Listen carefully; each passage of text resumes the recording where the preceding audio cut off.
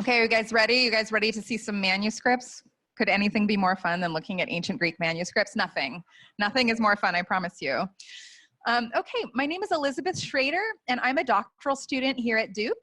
I'm in the third year in the Graduate Department of Religion, and my subject is early Christianity, but I specialize in textual criticism, which is comparing manuscripts of the New Testament and Mary Magdalene, the Gospels, especially the Gospel of John. And if you guys have heard of the Nag Hammadi corpus, which are books that were found in the 1940s in the Egyptian desert, early Christian books that did not make it into the New Testament, those are kind of the things that I study. And so what you're going to be hearing today is basically a summary of an article that I got published in the Harvard Theological Review. It came out in 2017, so it's been a little while, but it has just recently started to get a fair bit of press. It was featured in the Daily Beast and Religion News Service, and part of that was catalyzed because when I came to Duke, I went to the Rubenstein Library and I started looking. I had already published the article in the Harvard Theological Review, but then when I came to Duke, I started looking at the manuscripts, and it turns out that in Duke's collection, we have a manuscript with the kind of change that I'm talking about. So I just want to make sure that you guys know how widespread this is. Basically, this presentation is about a problem in the text transmission of the Gospel of John. And the biggest problem is in the oldest copy that exists of the Gospel of John, or the oldest that survives, I should say, which is this one right here. And we're going to be talking about that. It's called Papyrus 66. So I know that the name of the presentation is, Mary Magdalene. It's talking about Mary Magdalene. And I promise we will get to Mary Magdalene eventually. But for the first portion of the presentation, I'm going to be talking a lot about Martha. So if you guys need reference, you can look at these handouts that I've given you, and these are the verses from your Bible that you guys might be familiar with. The chapters that we're going to be talking about today from your Bible are John chapter 11, commonly known as the story of Lazarus being raised from the dead. John chapter 20, which is when Mary Magdalene and Jesus interact in the garden when Jesus rises from the dead. And then Luke chapter 10, a short little story where Jesus visits two women named Martha and Mary in their home. So those are the verses we're going to be talking about. It's pretty heady, but I promise it's going to be fun also. Okay, so let's get started. Okay, so this picture here is of Papyrus Bodmer II, which is commonly known as Papyrus 66. And also I should tell you guys that my argument is basically that the character Martha, who is known from Luke's gospel, was at a very early stage added to John's gospel by copyists. Okay, so I'm basically talking about the possible change made to scripture. And I realize that that's something that might be troubling for some people, and we can talk about that at the end, or we can just talk about whatever you guys want to talk about at the end, but I just wanted to prepare you that that's what this is about, and I am going to be suggesting that this may be a deliberate diminishment of Mary Magdalene that happened in the 2nd century by those who copied the text of John's gospel. That's where we're going with this, but I want to show you guys the argument so that you know why I'm making this argument. So that's where we are going to be heading. All right, so Papyrus 66. It was discovered in 1952 near Dishna, Egypt, and right now it's held at the Bodmer Library in Coligny, Switzerland, which is just outside Geneva. It's a very, very old codex. It contains only the Gospel of John, so it was copied even before people started binding the Gospels together as a group. It is almost certainly our oldest existing manuscript of the Lazarus story. All right, it's usually dated to about 200 AD. Now remember, that's over 100 years after the gospel was written, but it's our earliest copy that survives. It could be later than that. It's hard to date because they're just dating it based on the handwriting, but commonly it's been dated to about the turn of the 3rd century. Now the scribe of this manuscript, and this is not widely known, but the scribe of Papyrus 66 is very unpredictable. And there are about 450 changes made to the text in the copying of it. And this is the oldest copy of the Gospel of John. Although the majority of the corrections throughout the manuscript are mistakes, The manuscript also reflects dozens of alternate and often discussed readings that are found in other manuscripts. Like you might see one word crossed out in this manuscript and changed to something else, and then you'll see the crossed out reading in another important manuscript and the corrected reading in another important manuscript. So are you guys aware that, you know, our Bible comes from manuscripts, right? There was no printing press for a really long time. So basically all that we have to find out what the text of our Bibles is manuscripts. And so it's the job of scholars to just like look at as many of them as possible. And they usually put more weight on the older ones, but there's other things that they could take into mind when they're deciding which ones get more importance. And then they create a critical edition. The standard critical edition right now, the Nestle-Aland Greek New Testament. And basically all Bibles are translated from the critical edition, which scholars decide. It's a committee of 5 scholars in Germany that makes this decision, and that is the text of the New Testament for the planet. So, you know, a King James will be looking at this, and a New International Version will be looking at this, and the French version will be looking at this, and the Swahili version, they all go to this, okay? So this is the Greek New Testament, but it is decisions made by a committee of scholars who look at hundreds of manuscripts, thousands of manuscripts actually, and make their decisions from there, okay? So we're going to be looking in Papyrus 66. Basically, this was a study that I did actually for my master's thesis, and it's basically focusing on some problems around Martha in chapter 11 in the Lazarus story. And like I said, it was found in 1952, and it was first published in 1958. So we've only had this manuscript for, I don't know, about 60 years. And people have been studying it ever since, but for whatever reason, not that much attention was paid to the corrections that we're going to be talking about today. And we're going to be calling some attention to these, okay? So let's start looking at chapter 11. It contains an intriguing set of variations around the names Mary, Maria, and Martha. And it lasts for about 5 verses. And so by looking at the idiosyncrasies of this manuscript and comparing them to the greater manuscript transmission, the conclusion of what I found is that about 1 in 5 Greek manuscripts and 1 in 3 Old Latin manuscripts has a problem around Martha. About 1 in 5 Greek manuscripts, and there's several thousand of them, and 1 in 3 Old Latin manuscripts has a problem around Martha. One of them that has a problem around Martha is held in the Rubinstein, and you can go look at it if you want. So my conclusion is that the entire Greek and Old Latin text transmission has significant instability around Martha. Meanwhile, in the Gospel of Luke, which is the story with the same 2 names, Mary and Martha, I looked at over 100 manuscripts of those, and there is 0% instability around the names Mary and Martha in the text transmission of Luke, okay? So the significant problems around the names Maria and Martha is not just because the names look like each other, it seems to be specific to the Gospel of John. Okay, so my argument is that the figure known from Luke's Gospel, Luke chapter 10, that person Martha was not there in the evangelist's version of the Gospel of John. I'm suggesting that Martha does not belong in the Gospel of John, that she was added by copyists. Well, you could say does not belong. That's an interesting way, because she was received into the text, and she is in your Bible. I'll say it in a nicer way. Martha was not intended to be in the text by the evangelist, but the people who copied the text intended her to be there. So that is my theory. It's not a proof, but this is a reasonable scholarly theory that I'm going to be presenting to you guys. So let's start by looking at these verses in Papyrus 66. Working? It was just working. So why?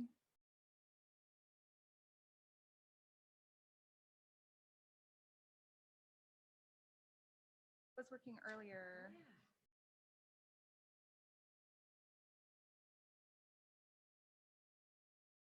Great PowerPoint, guys. You want to see more manuscripts? There's lots of them. Recording has interfered with the. Okay.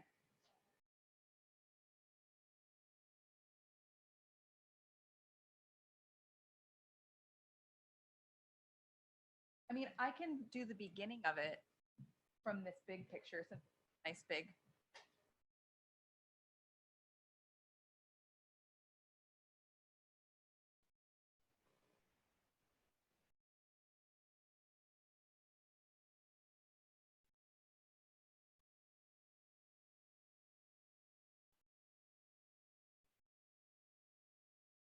There we go. It's because we were outside of PowerPoint. Okay.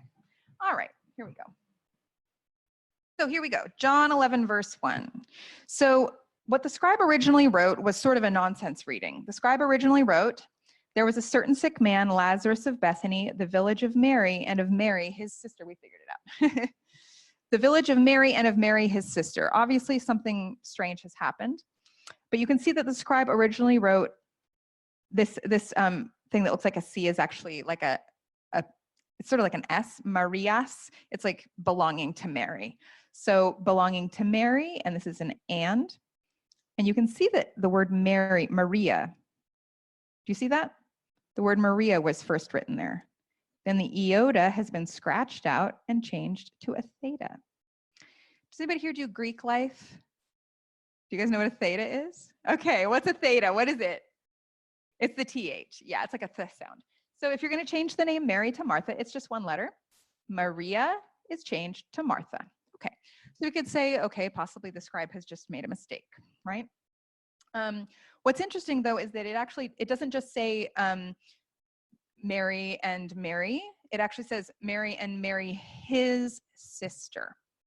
His sister. Could somebody read John 11 verse 1 from their handout for me, just and see what the pronoun is at the end? Can somebody read what it says?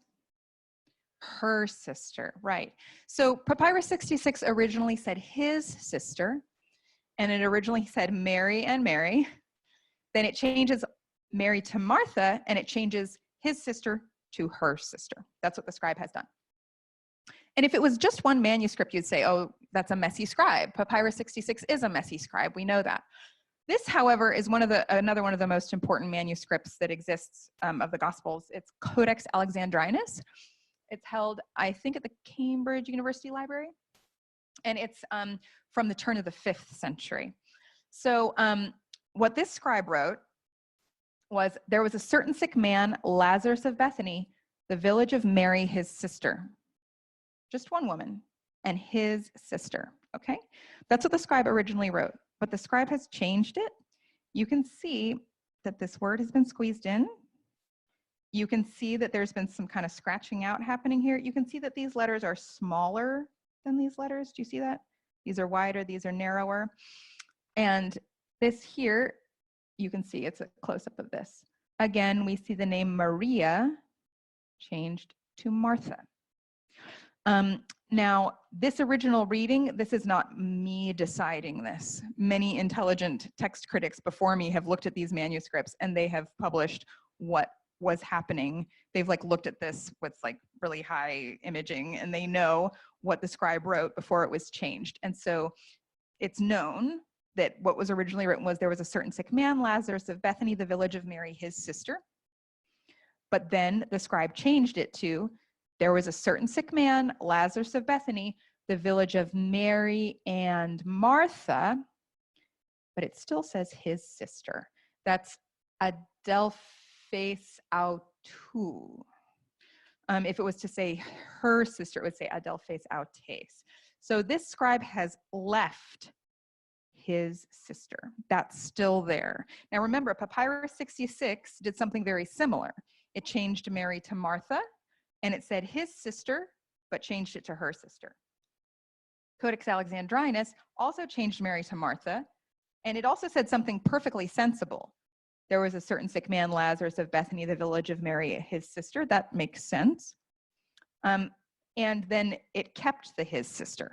Okay, so it's important just to notice that these are two of our 5 oldest copies of the Gospel of John, chapter 11. And it's important to notice that 2 of the 5 copies have this same thing happening, saying his sister, and then Mary's being changed to Martha. All right, let's keep going. Now, if you thought that was bad, or maybe you're thinking, oh, their scribes are just making mistakes. This here is what I would call kind of a smoking gun because this is a really awkward change that has been made. You can see that the woman's name has been crossed out. All right, so I should show you guys again. So this word Maria, this is like the mu, it's like an M. This is an alpha, like an A. This looks like a P, but it's actually an R. Mar, this is an iota, which is an I, alpha, and then that's just making it possessive. So Maria, you can see that the rho, the P thing, is still there. Do you see that? And this was probably the last letter of her name.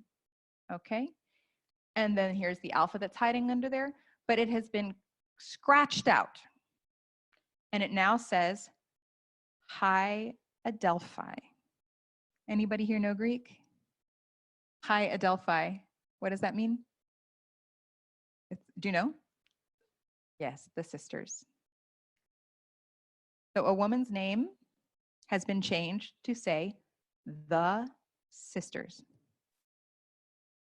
Also, the verbs have been changed from singular to plural.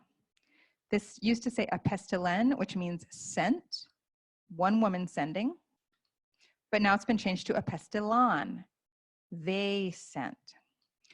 Also, again, this is not my decision, this is text critics before me who have noticed this.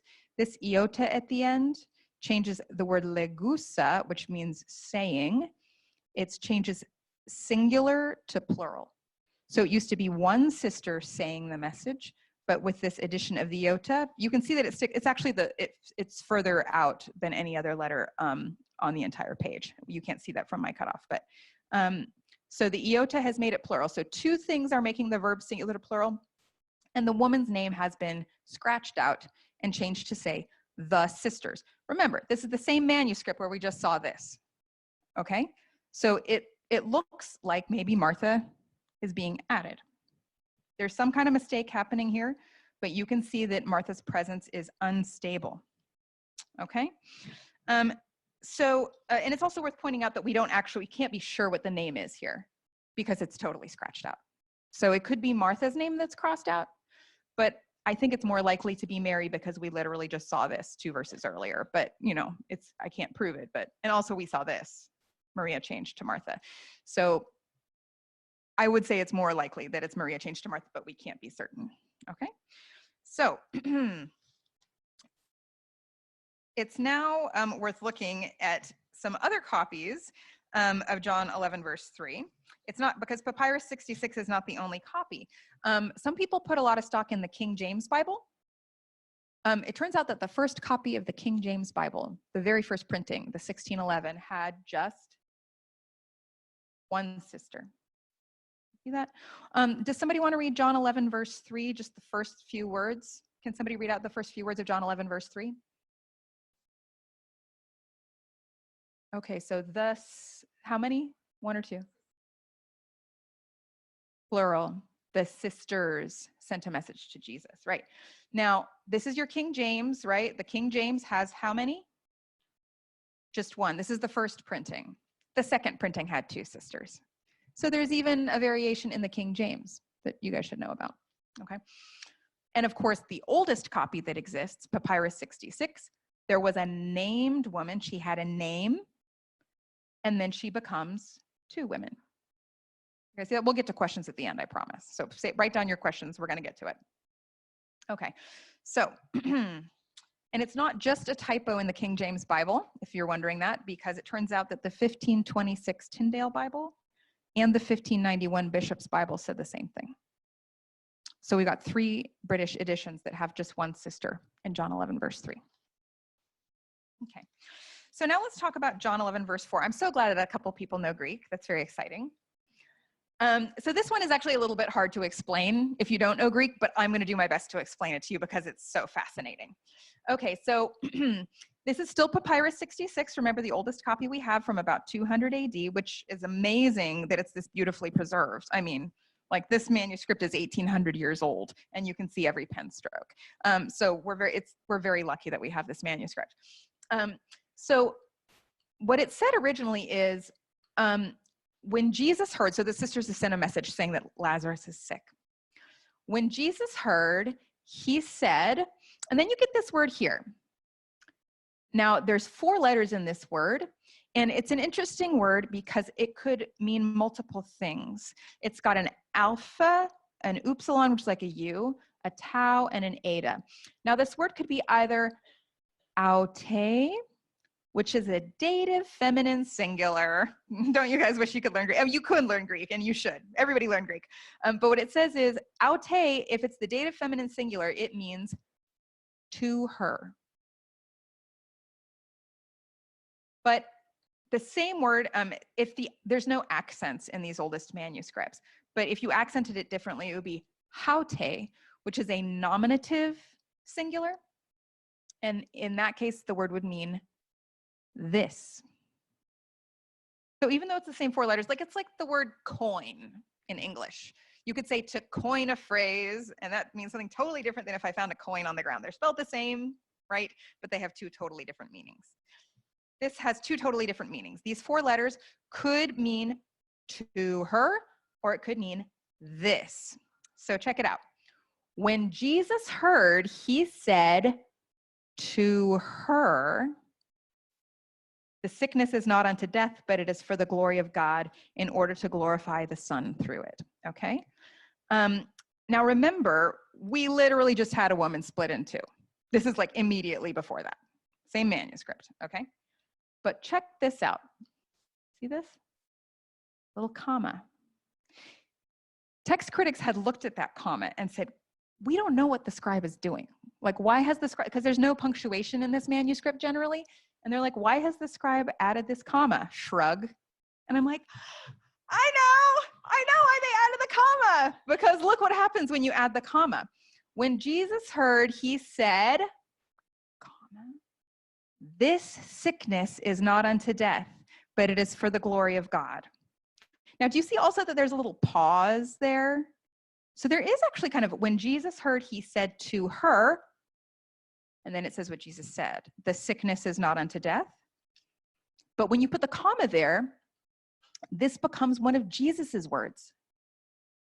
Instead of him saying something to her, this comma has made this part of Jesus's quote. Now Jesus says, this sickness is not unto death. So what does John 11 verse 4 say in your Bible right now? When Jesus heard, he said, this sickness is not unto death. What's really interesting is that it's the same 4 Greek letters as when Jesus heard, he said to her. But that comma has clarified for us how we should read the word aute, okay? Or haute. It would be aute if it was to her, and it's haute if we're saying this sickness, okay? So this is really interesting, right? Especially because we just saw a woman get split in 2. So it looks as though basically these 2 verses were written with just one woman. But then they were gone back and corrected so that the woman's name was changed, the verbs were changed from singular to plural, and this comma was added. That's the corrections that were made, all right? And it actually turns out that sometimes in old Latin manuscripts, you get the pronoun so that Jesus says to her, and it's very clear. It's a Latin pronoun. Sometimes in the Latin manuscripts, you will see that he is saying to just one woman, and it's very clear. So some of the oldest manuscripts have Jesus answering just one woman. Okay, so some of the Latin translators definitely interpreted that aute as the dative feminine singular. And so you see some Latin manuscripts with Jesus answering one woman. All right, so I love that thing in John 11:4. I'm sorry it's Greek and it's kind of complicated. I hope you guys, do you guys feel like you get what I'm saying here? Okay, great. All right, so now let's look at John 11 verse 5. So this is actually the first verse where Martha really clearly does start to show up in Papyrus 66. She's finally there. You can see that for the first time, her name shows up, Martha. There she is. I'm saying that this is the verse where the scribe makes a decision to definitely include Martha. And so again, a lot of work has been done on Papyrus 66, and I'm generally just citing the conclusions of people before me. When people say that the scribe of Papyrus 66 had 2 exemplars, two copies of the Gospel of John. One of them, the scribe copied. The other, the scribe corrected against. Okay? So it's hard to know, all we have is the manuscript, but we can see that the scribe has two copies and that there's corrections happening from a different copy. So what I think, my theory, is that one of those copies had Martha and the other one did not. So the scribe, we've seen, I can actually show you the big picture. This is that whole page, right? You can see that the scribe is having trouble with Martha. First here, then here, then here. And I'm saying that the scribe gets basically through the page, and it maybe around here the scribe's just like, you know what? This isn't working. And the scribe makes a decision, I think, here, because this word here, igapa, there's not supposed to be a stop in the middle of that word. I think this is the spot where now this is me like projecting like 1800 years into the past, like why the scribe made this stop. But it's reasonable, okay? Because the scribe does stop writing in the middle of a word, and it's a bit strange. And Martha shows up for the first time right after that stop, okay? So I'm saying the scribe knows two versions of the story, one with Martha, one without. He's trying to kind of reconcile them, and it's going really badly. And then here the scribe's like, okay, Martha's in the story. And then you see Martha show up. There she is. So, but there is still something a bit weird about Papyrus 66 in John 11, verse 5. And that is that the scribe originally writes, Jesus loved Martha and the sister and Lazarus, okay? And then you'll see there's this little thing that looks like a division sign. I think in text critical sigla, there was like standardized ways of like, it's sort of like asterisks, like different variations in the manuscripts. I'm pretty sure that what this one means is that different manuscripts have this reading. That's what that indicates. And you'll see that there's sort of like a little additional reading, and here it is, down in the margin, and it is autes, her sister. So the scribe originally said, Jesus loved Martha and the sister and Lazarus, which does not make it clear that Martha and Mary are sisters. There's a woman named Martha, and then there's a sister, and then there's Lazarus. But then it gets changed to say Jesus loved Martha, or I should say there's a marginal note saying that some manuscripts say Jesus loved Martha and her sister, the sister of her, and Lazarus. Okay, so you can see that the scribe is hesitating on identifying Mary as Martha's sister. There's different readings. One of them just says that Mary is a sister. We don't know who she's the sister of, but this other reading makes it clear that Martha's sister is Mary. Okay, this is your oldest copy of the Gospel of John on the planet, FYI. Okay, and now if it was just Papyrus 66 that has this problem, again, you could say, mistakes. The scribe has maybe dropped a word accidentally. You guys are gonna see some crazy stuff. Are you ready? Here we go. Okay. So John 11, verse 5, here we go. This is an old Latin manuscript, Codex Corbiensis. This is from maybe the 5th century. And you can see it says something totally different. John 11:5 says, Jesus loved, and who's the first person in the list? Lazarus. Yeah, this is in Latin script, so now you guys can read it more easily. And who's second in the list?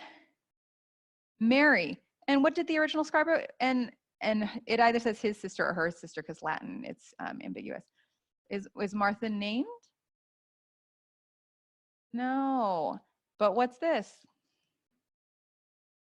That's a different scribe, hundreds of years later. Totally different handwriting, totally different script style.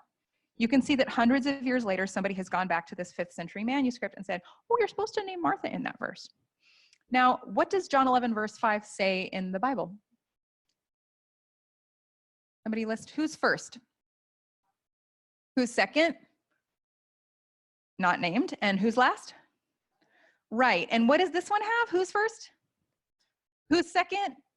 Mary, who has a name. And is Martha named? No. Okay. Guys, the Bible's not supposed to be like that. It's supposed to be like you're supposed to have a list of people, and it's supposed to be the same in every manuscript. The names are supposed to be the same. Whose name is supposed to be the same. How many people are supposed to be the same. This is weird. Okay. So Lazarus is first in this 5th century copy. Martha has been her name has been added. It does still mention her or his sister, but Martha is unnamed in the first transcription. Okay. This is back to Greek. This is actually a church father named John Chrysostom, who preached at the end of the 4th century. And he gave many homilies on the Gospel of John. And so his homily 62 is about the Lazarus story. Now, John Chrysostom's homilies are actually famous in textual criticism because it's known that there was a concerted effort to redact his homilies in the 12th century, meaning that some monks in the 12th century noticed that John Chrysostom tended to like cite a verse, like verbatim from his biblical text and then talk about it. It's called a lemma. So he would like take the lemma and like, here's the verse, and then he would talk about it. And scribes noticed that the lemmas in John Chrysostom's, now remember, this is the language of the gospel composition, Greek. John Chrysostom wrote in Greek, his sermons were in Greek, and the gospel was written in Greek. So there's no issue of translation here. So John Chrysostom, scribes noticed that sometimes their Greek biblical text did not match his lemmas for his sermons. And so it's known in textual criticism that John Chrysostom, that there was a concerted effort by some monastery somewhere in the 12th century to redact, that is to fix the text of John Chrysostom's homilies so that all of the Greek text of the biblical text in his homily would match what their manuscripts said the text was. And occasionally there's like little changes in the text itself to adjust for this. But we don't need to go too far into John Chrysostom right now. The main thing I want you guys to see is that in John Chrysostom, now this is just one manuscript, by the way, that holds this. Every manuscript of Homily 62 says what your Bible says, Martha and her sister and Lazarus, except this one. This manuscript was found at St. Catherine's Monastery on Mount Sinai, which is one of the most important places for manuscripts in the world. And in John 11, verse 5, in just this manuscript of this John Chrysostom homily, his lemma says, Jesus loved Lazarus, kaitas adelphas autou, and his sisters. Who's first? Who's second? 2 unnamed sisters. Remember, these are all supposed to say the same thing. This is our biblical text. All right? So right now you can see that John 11 verse 5 is totally unstable on who's named first. Actually, there's a ton of manuscripts I should show you where Mary is named first, tons of them. There's like, I think, at least a dozen that I've seen where Mary is listed first. And then Martha is sometimes named and sometimes not. Sometimes Lazarus is first, sometimes Lazarus is last. It depends on the manuscript. Now here's one, an old Latin manuscript, Codex Colbertinus, and this one says, Jesus loved Lazarum et sororem ei, Lazarus and his sister. Ding, ding, ding, ding, ding, ding, ding, ding. I'm like, oh, I think that's the right one. This is just my theory, right? But you can see we have, again, a copy where in a verse, this is a very important old Latin copy, Martha has dropped out completely. So it just has Lazarus and Mary. In fact, in the same manuscript, you can see that the name Mary has again been changed to Martha at John 11, verse 20. This time, this is how you change Mary to Martha in Latin. You guys have been seeing it in Greek. You've seen an iota change to theta. But if you want to change the name Mary to Martha in Latin, what you do is you add a crossbar on the I, and then you put an H above. That's how you change Mary to Martha in Latin. Okay? And we know that it was not originally a Marta, because you can see that the scribe writes the T's like with this kind of narrow curve and then this thick thing. You can see that's how the scribe writes the T's. And the I's are thick and wide. And you can see that this was thick and wide. So it was definitely a Maria that has been changed to Martha. That is the same manuscript where we get this reading where Martha's simply not there in John 11, verse 5. Okay, so the main thing that I want to emphasize here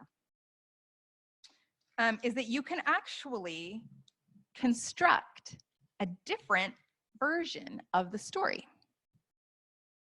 Oh, wait, first let me just mention that here's the Duke manuscript. This is the one at the Rubenstein. I found this in January, so like a year ago I found this, a little over a year ago. I was so excited. I was like, I knew it, like, yay! Like, you know, I was like 1 in 5 manuscripts has a problem. And the Rubenstein has a bunch of gospel manuscripts. And I said, my advisor was teaching a class, my advisor is Jennifer Knust, and she was teaching a class on the manuscripts in the Rubenstein.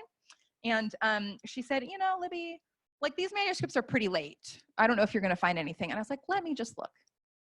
And the fifth one that I looked at had it. So you can see this was a Maria. You can tell because, well, see, this is what the word Martha is supposed to look like. You can see here's your theta, and it's very centered. You see that? And then there's like this, this little line above it, which kind of suggests that she's a saint. It's kind of like a little clue to the reader that Martha, it's sort of like a little halo around her name. Okay, so this is, but when Mary's name gets mentioned, the line goes there. And you can also see that, so the iota has an accent in 12th century manuscripts. Do you see this? And you can see that there was an iota and there was the accent, but it got scratched out. And now the theta is narrow and off center. This was definitely a Maria change to Martha. And we have it right here at the Rubenstein. If you guys have time, you can go to the Rubenstein today and ask for Duke Greek manuscript 16. And this is in the Lazarus story. So you can look at it and handle it yourself if you want to see. So it's very pervasive throughout the entire text of the Gospel of John, 1 in 5 Greek manuscripts. And here's John 12:2. So, you know, Martha is known to be the person who is always serving Jesus, like she's known for that, and she serves Jesus in John 12:2, and she also serves in the Gospel of Luke. But guess what? There's a bunch of manuscripts where Maria diakone, Mary is the person serving. I found like 6 of these. So basically almost any verse where Martha is doing something, I will show you a manuscript where Mary is doing it instead.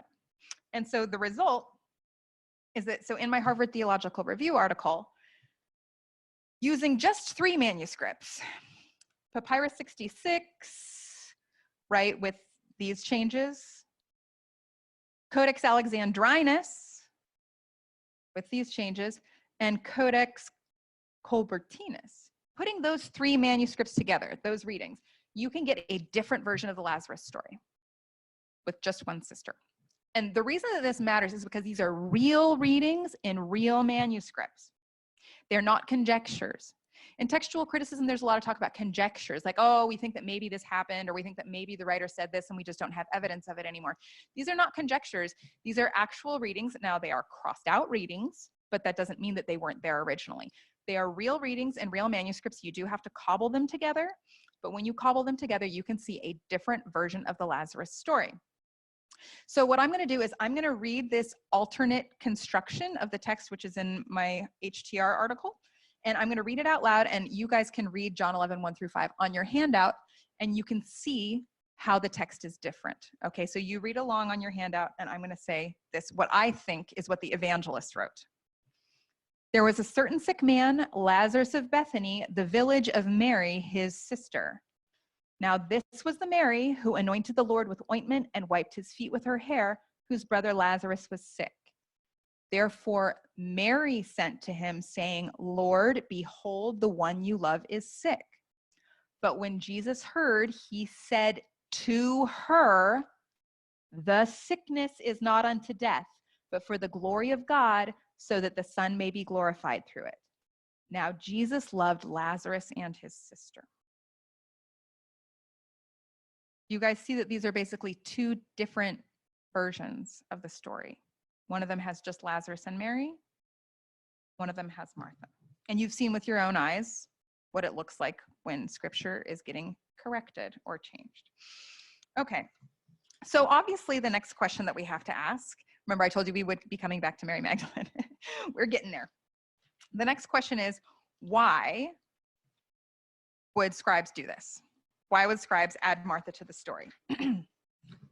Okay, so obviously there was an early tradition circulating where Lazarus' sister Mary was being identified as Martha's sister Mary. Now at the end of your handout, there's this story in Luke 10 about these 2 sisters, Martha and Mary, from a different gospel. This is important to keep in mind. A lot of times people are taught going to church that this is history, right? This is just the story of Jesus and things that happened.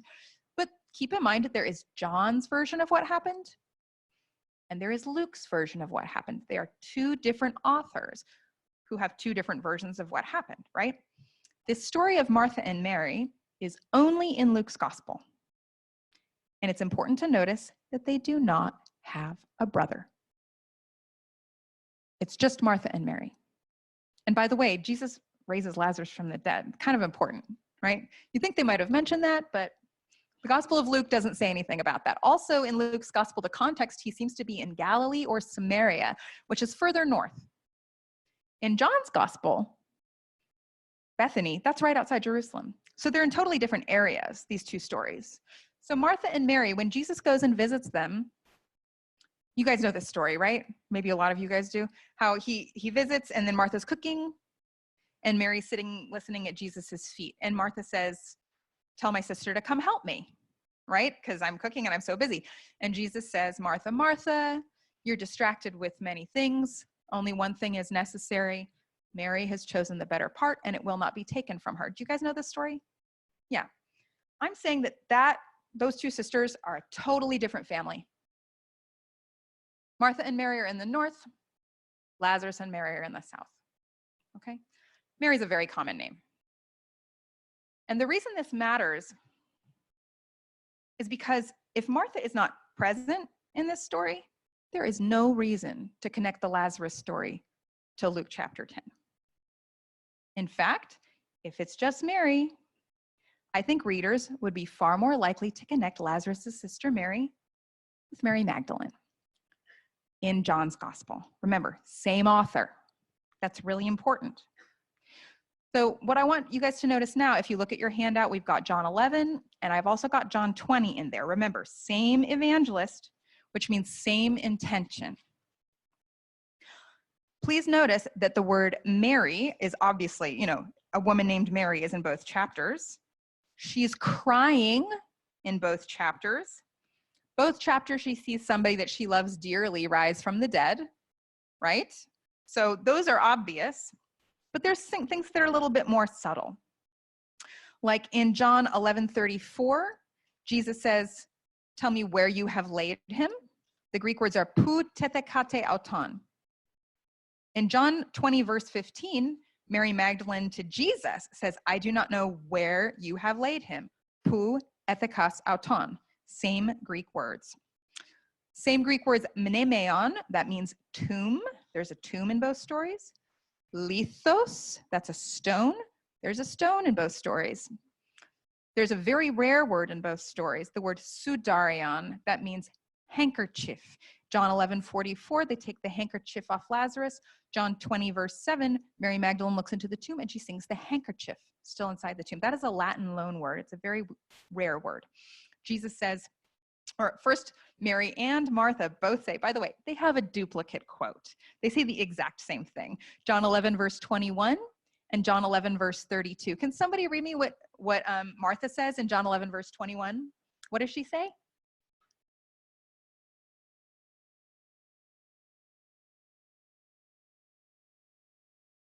Right. Can somebody read what Mary says in John 11:32?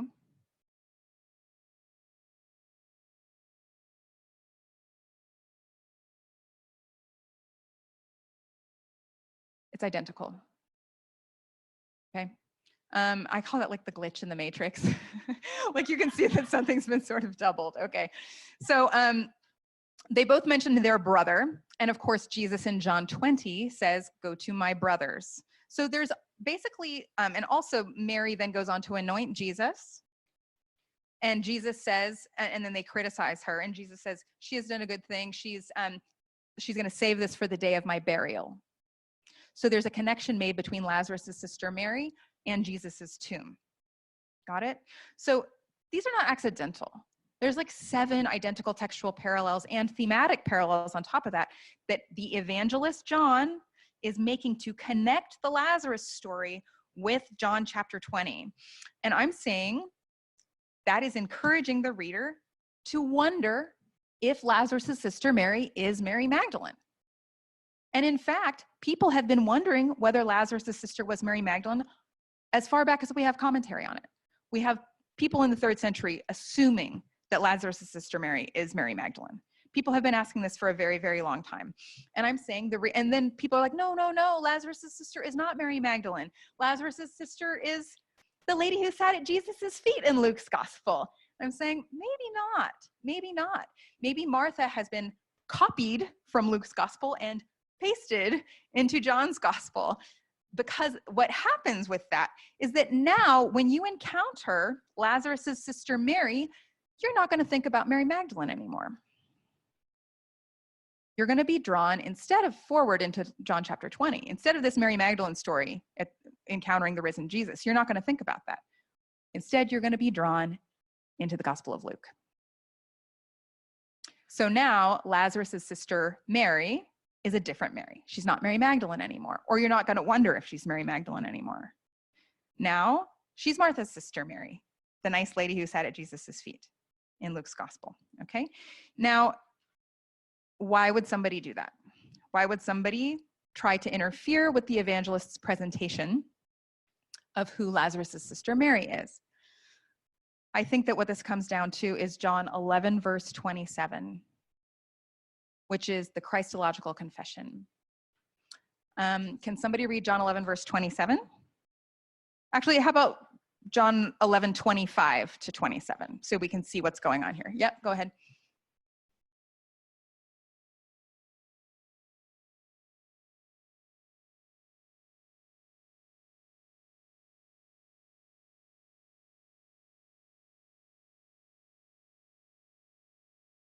You guys know those verses, right? Those are very famous verses. Who says that to Jesus right now?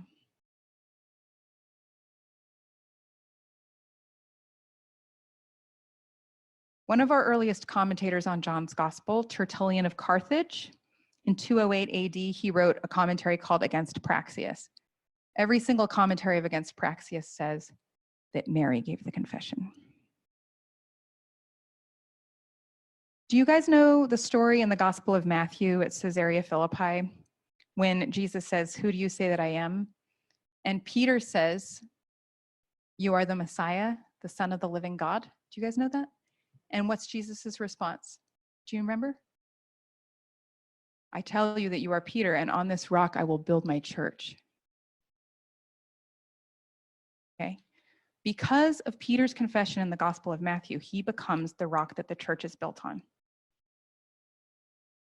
I'm saying it's possible that in the Gospel of John, the confession was supposed to go to Mary Magdalene.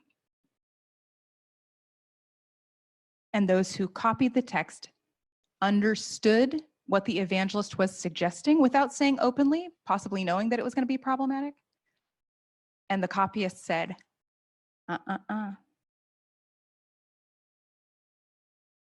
So I'm saying somebody who had read the Gospel of Luke, it's very simple. It's just one letter. They took Martha from the Gospel of Luke and put her in the Gospel of John and gave her the confession. Because Martha is a minor character. She's not threatening to Peter in any way. She can't rival Peter. But imagine if you're reading John's Gospel and Lazarus's sister Mary gives the confession that we just talked about. Then she anoints Jesus. Then she's at the foot of the cross. Then she goes to the empty tomb alone. Then she's the only person Jesus appears to first in John's Gospel. And then Jesus gives her an apostolic commission. Imagine how prominent a character that would be. She would be just as important in John's Gospel as Peter is in Matthew's Gospel. But by the addition of Martha, Mary now appears as three different women. Mary and Martha, those nice ladies from Luke's Gospel, and Mary Magdalene. So her authority is diluted, and Peter gets to be the rock. One thing I should talk about is the word Magdalene, because a lot of people think that it means that she's from the town Magdala. I'm actually co-writing an article right now with Joan Taylor at King's College about this. The word Migdal just means tower. And there is actually no reference to Mary Magdalene hailing from this town Migdal in Israel until like the 5th century. And there's some other manuscript problems around the word Magdala that we can talk about some other time. But the word Migdal could also be a title given to Lazarus' sister Mary, Mary the Tower. So it's possible that Peter is the rock and Mary is the tower. That is a perfectly reasonable interpretation. So it's possible that Mary Magdalene is from Bethany, but in that case, she would not be from Magdala. She would have a nickname calling her a tower. All right, so I'm going to wrap this up and then we're going to get to questions. I will just mention that there's a lot of ancient artwork with just one sister. You guys should know that. Some sarcophagi, just one sister, 4th century, 5th century, just one sister. This one, I don't know who that guy is, but it's not Martha. All right. So this is important for you guys to know that, okay? So in conclusion, I suggest that Papyrus 66 reflects the final stages of a form of John's Gospel where Martha was being added to the story of Lazarus. I believe there is a strong possibility that this change was made in order to hamper the evangelist's subtle identification of Lazarus' sister Mary of Bethany as Mary Magdalene. And perhaps in particular, she was added to ensure that the Christological confession would not be on her lips. I believe that these changes cannot simply be dismissed as scribal mechanical errors because there are so many strange variants around Martha throughout the text transmission of John's Gospel. I think early scribes did wish to harmonize John 11, the Lazarus story, with Luke's story of Martha and Mary. The question is, who added Martha to the story and why?